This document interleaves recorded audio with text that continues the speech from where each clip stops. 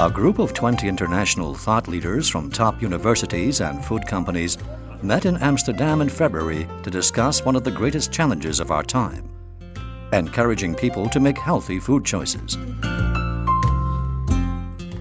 Many consumers with an unhealthy diet consider healthy options as more expensive, less convenient, and less tasty. Dietary habits are difficult to change. Portion sizes are too big. Labeling is confusing.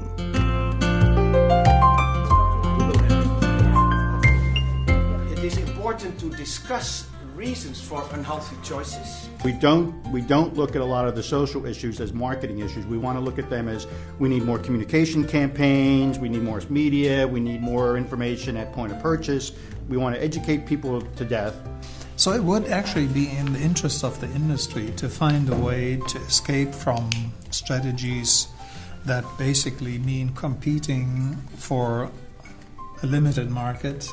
The strategy that the industry as a whole would pursue to escape from this situation is to upgrade the food, to make it better. You see, there's never been so many culinary programs on TV as now, right?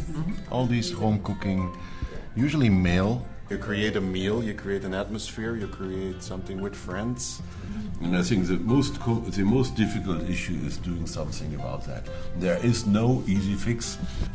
We have to have a better understanding of why these people are not motivated in healthiness. Consumers are not particularly interested in healthy eating. The challenge is that 80% of consumers that are not really bothered about nutrition and health. Improve the way of food production, but also to learn more about consumption. How do people act? On what do they react? We should attract them also to take their responsibility. The professional background of people in the science, together with, I would say, us as retailers. And I think one of the reasons we are sitting here and having also your opinion hopefully today, and I think it's the guidance we need to work further with our consumers to help them even to make really the good choices in their life. We need retail to respond and even be proactive, because retail has very close contact with the consumer. And of course we need science to say what actually should be the actions, what does work and what doesn't work. I really would like to encourage you to cooperate more with scientists and the behavioral sciences in order to achieve a better understanding of which type of information actually has an effect on consumer behavior. We really don't have much information. We suspect that there's a lot of in-house data that we would like retailers to share. There's this blockade between what happens in the private sector versus what happens in the public sector. The producers, the private sector, the academia, and the government are trying to build this up. And if we educate consumers, continuing emphasis on price competition, what we want to see is that this industry will be trapped. Participants to read what's there. The science also is, let's say, asking for, let's say, more information what we in the retail sector experience every day with our consumers. And I think what they see is that you can influence more than maybe we as retailers sometimes believe we can. We have to share more of our information, how customers are behaving on the premises in the retail environment, how they behave, why they buy and why they not buy this or that, and what we can influence on that.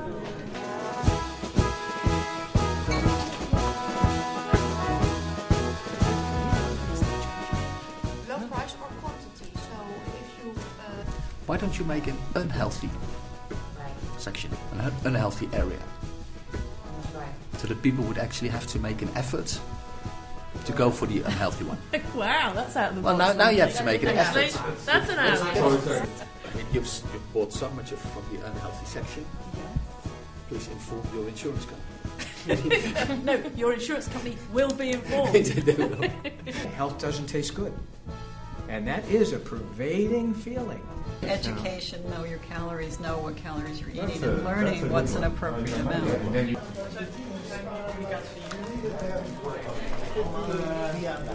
We have 4 things that we discussed. Some are probably more out of the box than others.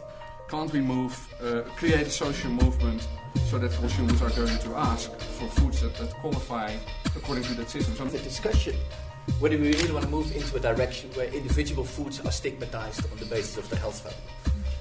And it's not chocolates for sure, that's right. So we thought that it might probably be helpful, rather than having a health section or an organic section in the supermarket, to actually actively promote an unhealthy section. And we came up with a framework that's actually proposed by a very well-known marketing professor who does work in social marketing, Mike Rothschild. To make healthy food more cool using role models. And I can just quote the example of the Italian soccer team, and they are advertising for Nutella. Something like time frame, see what is urgent now, what can be done later. Where the food industry tries to define and help healthier eating. I think this one's also important, because I believe that a lot of the improvement needs to come from the private sector. I think it's fantastically inspiring. So many new ideas and also a lot of consensus. And I think we're really building a group idea of where this has to go. So very inspiring as far as I'm concerned. But the very good thing is as well that the out-of-the-box thinking brings very new issues, new action steps.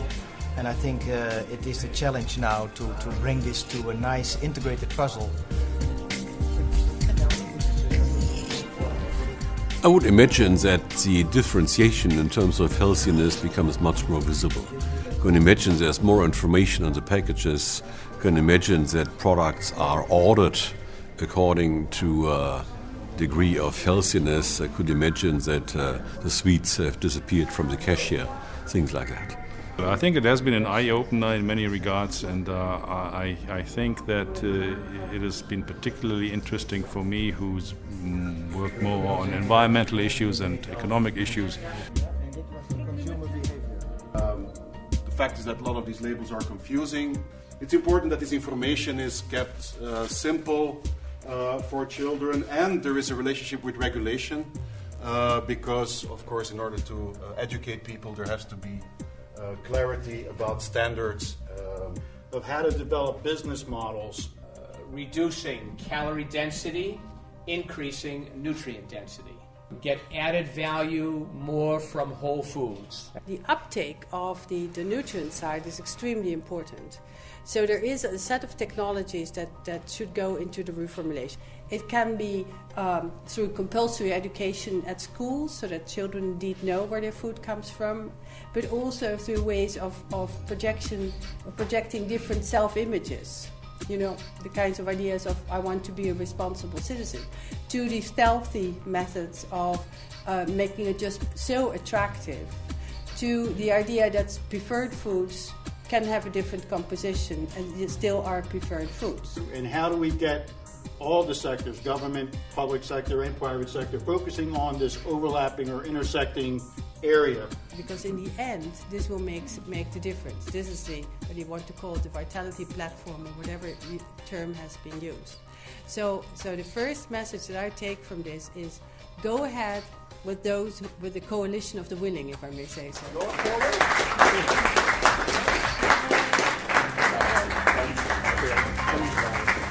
It was very inspiring because it brought in a perspective that until now I didn't have. I used to look at food systems and particularly livestock products from a supply point of view. I knew the consumers were very important, but... Well, the meeting has been inspiring because there's such a diversity of talent that is here and such a depth of knowledge of all the